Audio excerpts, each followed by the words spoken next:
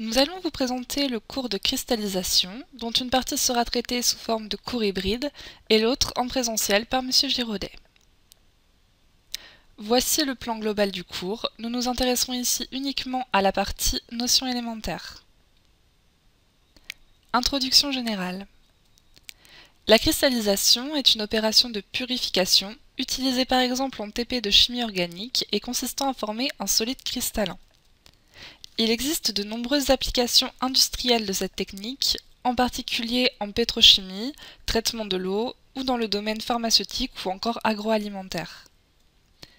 Mais ce phénomène existe aussi à l'état naturel, avec par exemple la neige. Ainsi, on remarque que le phénomène de cristallisation dépend de la température, puisqu'en fonction de cette dernière, le type de cristal change. D'ailleurs, entre -4 à -6 degrés, on obtiendra plutôt des aiguilles, alors que par exemple entre -10 et -12 degrés, on obtiendra plutôt des cristaux sous forme d'assiettes à 6 pointes.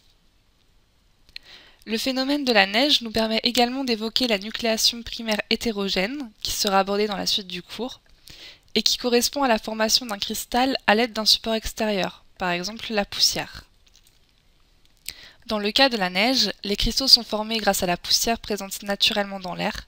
Sans cela, la cristallisation se ferait non pas à 0 degré, mais aux alentours de -20 degrés.